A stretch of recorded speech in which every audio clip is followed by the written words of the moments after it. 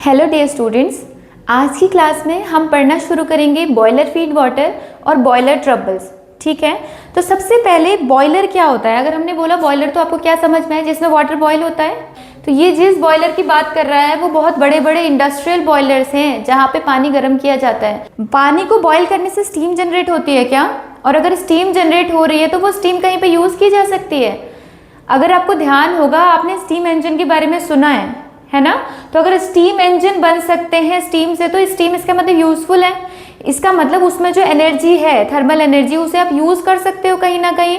तो इसीलिए हम ना स्टीम जनरेट करते हैं। उसके अलावा एक और चीज़ भी है, जो स्टीम है, आपने कभी देखा नॉर्मल वाटर से आपका हाथ जले और स्टीम से हाथ जले तो ज़्यादा ज़ोर से किससे जलता है? जब आप स्टीम से आपका हाथ जल रहा हो। क्यों? क्योंकि उसके अंदर लेटेंट हीट होती है, थर्मल एफिशिएंसी बहुत ज़्यादा है उसकी, है ना। तो इस वजह से माइक्रोब्स की किलिंग के लिए भी ये यूज़ होता है।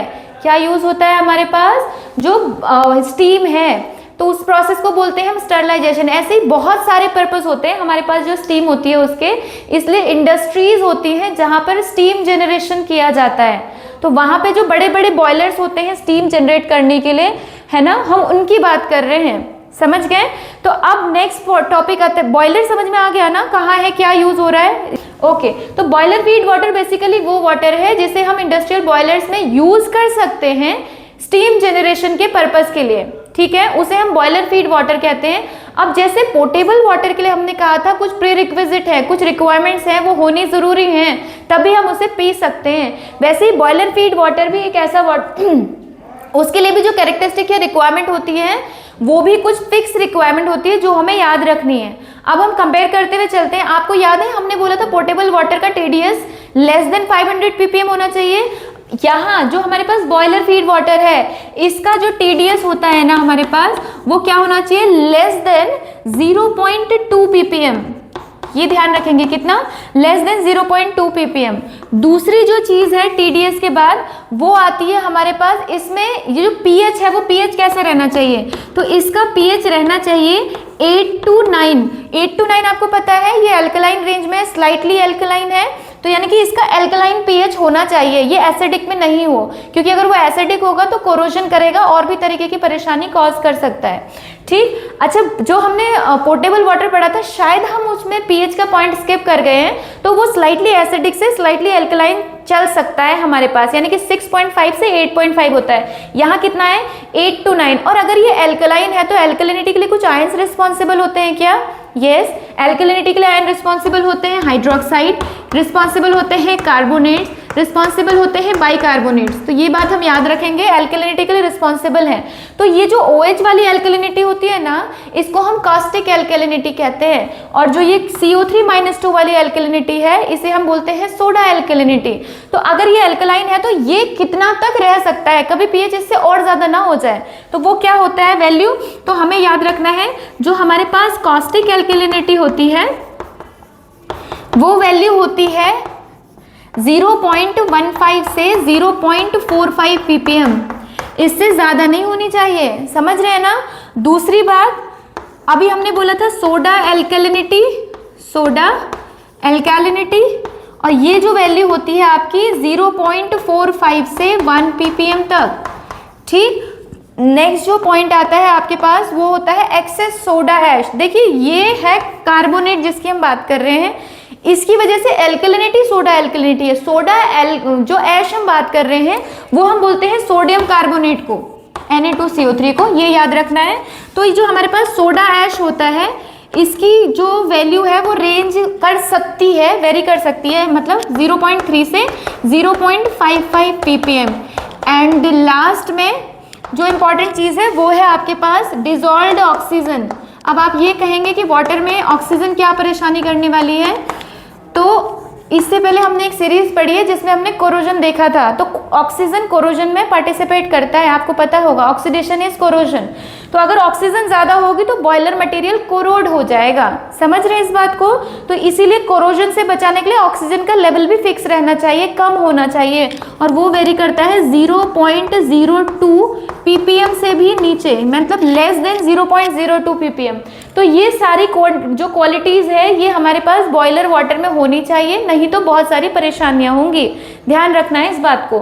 ठीक, अब इसे मैं इरेज कर देती हूँ और हम इसके बाद नेक्स्ट टॉपिक स्टार्ट करते हैं स्टडी करना, जिसे बोलते हैं हम बॉयलर ट्रबल्स। ठीक है, आप एक बार इसे देख लीजिए। नेक्स्ट टॉपिक जो आपके पास आता है वो है बॉयलर ट्रबल। बॉयलर ट्रबल, तो बॉयलर में क्या ट्रबल्स आ रहे हैं और क्यों आ रहे हैं, क्यों ट्रबल में आ गया हमारा बॉयलर। तो देखिए, अगर आपके पास वाटर में बहुत ज़्यादा डिजॉल्व्ड सॉल्ट्स हैं, बहुत ज़्यादा एक्सेस में डिजॉल्व्ड सॉल्ट्स हैं, तो वो कुछ ना कुछ प्रॉब्लम कॉज करेंगे, है ना। और जो हमने अभी वो कंडीशंस स्टैंडर्ड्स मेंशन करे थे कि ऐसा होना ही चाहिए तभी हम उसे यूज़ कर सकते हैं, अगर वो वेरी कर गए तो उसकी वजह से बॉयलर में बहुत सारी परेशानियां हो सकती हैं। तो सबसे पहला जो है हमारे पास वो होता है स्केल, दूसरा हम पढ़ते हैं स्लज, तीसरा जो होता है हमारे पास वो होता है हमारे पास boiler corrosion, boiler corrosion, fourth जो है हमारे पास कॉस्टिक इम्ब्रिटलमेंट, कॉस्टिक इम्ब्रिटलमेंट, और फिफ्थ जो टॉपिक हम पढ़ेंगे वो पढ़ेंगे प्राइमिंग, प्राइमिंग, एंड फाइनल और सिक्स जो बॉयलर ट्रबल है दैट इज फोमिंग। ठीक है, तो ये सारे के सारे बॉयलर ट्रबल हैं। तो हम ऐसा करते हैं, आज कॉस्टिक इम्ब्रिटलमेंट और बॉयलर कोरोजन पढ़ लेते हैं क्योंकि ये छोटे टॉपिक्स हैं। नेक्स्ट क्लास में हम स्केल स्लज एक क्लास में करेंगे और प्राइमिंग और फोमिंग दूसरी क्लास में करेंगे। ठीक है, तो अभी हम बॉयलर कोरोजन और कॉस्टिक इम्ब्रिटलमेंट कर लेते हैं। तो अब देखिए, इसमें दो आपने ये नोट कर लिए होंगे शायद, पीछे जाके आप उसको स्क्रीनशॉट ले लीजिएगा वरना। ठीक, तो सबसे पहले हमने कहा कॉस्टिक इम्ब्रिटलमेंट, कॉस्टिक इम्ब्रिटलमेंट। इसमें क्या होता है, जो हमारे पास बॉयलर है ना, बॉयलर पे क्रैक पड़ने लगते हैं, और क्रैक पड़ने का रीजन क्या है, सोडियम हाइड्रोक्साइड। ठीक है, अगर बॉयलर में सोडियम हाइड्रोक्साइड होने की वजह से वाटर में उसकी बॉल पे या उस पे क्रैक पड़ रहे हैं बॉयलर में, तो उसे क्या बोल देते हैं हम, कॉस्टिक इम्ब्रिटलमेंट। ठीक है, formation of cracks in the boiler due to NaOH, मैं लिख देती हूँ due to high NaOH concentration, high NaOH concentration in water.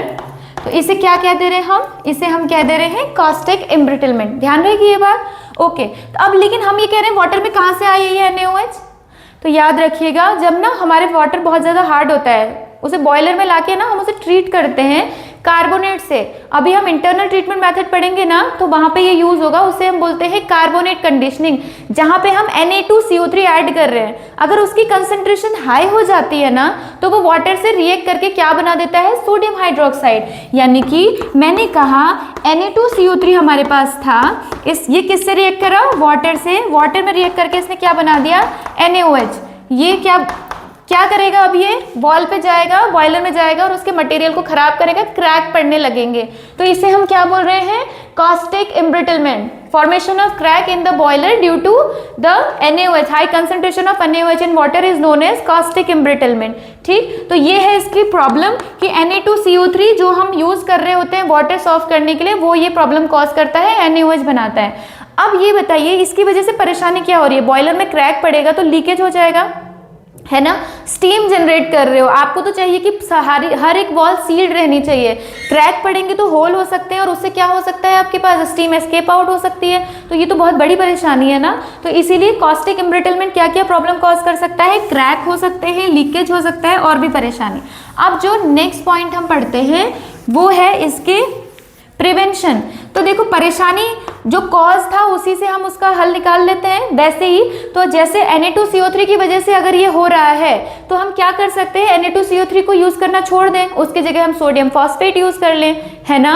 और वैसे ही सोडियम सल्फेट यूज कर लें, सोडियम सल्फेट भी सॉफ्टनिंग एजेंट की तरह यूज किया जा सकता है, जो कि बॉयलर में बने हुए क्रैक को सील कर देता है। इसके अलावा इसके पास तीसरा जो इसका इलाज है, इसका प्रिवेंशन की मतलब मेथड है हमारे पास, वो है कि हम क्या कर सकते हैं, लिग्निन और टेनिन ऐसे सब्सटेंसेस ऐड कर दें। उनके अंदर प्रॉपर्टी ये होती है कि जहां कहीं भी ये क्रैक पड़ा होगा, हम उसे हेयरलाइन क्रैक बोलते हैं, तो उसमें जाके वो अंदर घुस जाएगा और इसको क्या कर देगा, सील कर देगा। समझ रहे हैं इस बात को। तो यहाँ पे हम क्या लिख सकते हैं, इसके जो प्रिवेंशन है, प्रिवेंशन में हम क्या क्या चीजें मेंशन कर सकते हैं? एक, using sodium phosphate, using sodium phosphate instead of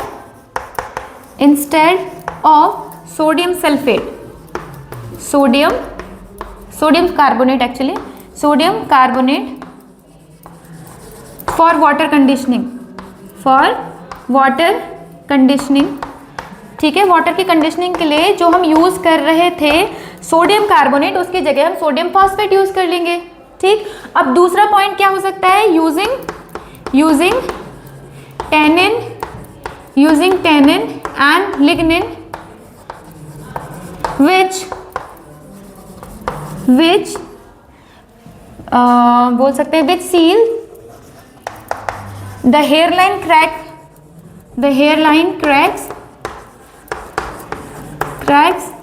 in the boiler body, ठीक। इसके बाद जो नेक्स्ट पॉइंट है वो हम ये कह सकते हैं, मैं इसे इरेज कर दूं, थर्ड पॉइंट मैं ये पे लिख देती हूँ, मैं इसी को बल्कि इरेज करके लिख देती हूँ। सोडियम फॉस्फेट की जगह हम ये भी लिख सकते हैं कि हम सोडियम सल्फेट यूज कर सकते हैं। ये प्रिवेंट तो करेगा ही Na2CO3 का वाटर में आना, साथ साथ इसके अंदर ये टेंडेंसी भी होती है कि उसको सील कर देता है, जो क्रैक है उन्हें बंद कर देता है। तो याद रहेगी ये बात। तो using sodium sulphate instead of sodium carbonate for water conditioning which also helps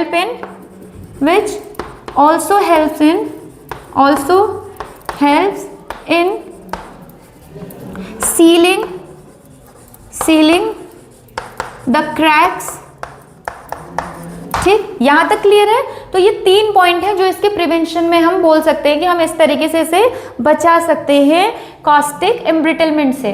तो आज की वीडियो के लिए इतना ही। नेक्स्ट लेक्चर में हम करेंगे प्राइमिंग, फोमिंग और साथ में बॉयलर कोरोजन और स्केल और स्लज, जो कि सबसे इंपॉर्टेंट टॉपिक है, वो हम उसके अगले वीडियो में करेंगे, ठीक है। Thank you.